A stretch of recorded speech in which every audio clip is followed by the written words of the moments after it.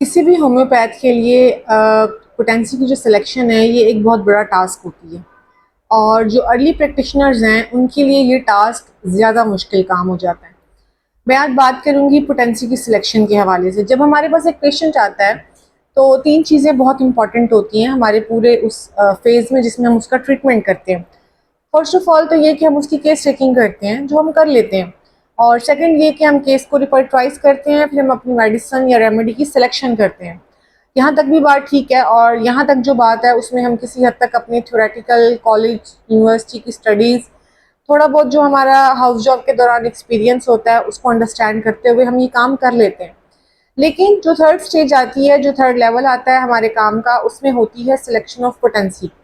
ये I think सबसे मुश्किल टास्क होता है उस वक़्त आपका। और उसी में हम बाज़ दफ़ा कुछ ऐसी छोटी छोटी गलतियाँ कर रहे होते हैं या छोटी छोटी चीज़ों को इग्नोर कर देते हैं, जिसकी वजह से हमारे लिए सिलेक्शन ऑफ मेडिसिन या सिलेक्शन ऑफ पोटेंसी जो है, सॉरी, वो एक सरदर्द बन जाती है। तीन चीज़ों की बहुत ज़्यादा अहमियत है सिलेक्शन ऑफ पोटेंसी के लिए। फर्स्ट ऑफ ऑल ये कि आपको बीमारी की जो नेचर है उसका अंदाज़ा होना चाहिए। और सेकंड थिंग इज़ दैट कि आपको ये पता होना चाहिए कि जो सिम्टम की डेप्थ है वो क्या क्या और कितनी है। और ये दोनों फैक्टर्स जो है ये बेसिकली हमारे पैथोलॉजिकल स्टडीज़ और पैथोलॉजिकल थ्योरीज से रिलेटेड होते हैं।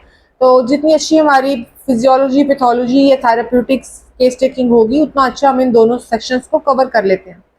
लेकिन ऐसे प्रॉब्लम आती है वहाँ पे जहाँ पे हमारे सामने थर्ड पॉइंट आता है। And third point is this के पेशेंट की ससेप्टेबिलिटी क्या है। ससेप्टेबिलिटी का मतलब हसासियत या सेंसिटिविटी होता है। एक मरीज, आप जब उसके लिए कोई पोटेंसी सेलेक्ट करते हैं तो आपने ये देखना होता है कि वो कितना ससेप्टेबल है या कितना हसास है। और हसासियत का जो ताल्लुक है ये दो तीन चीज़ों से हो सकता है।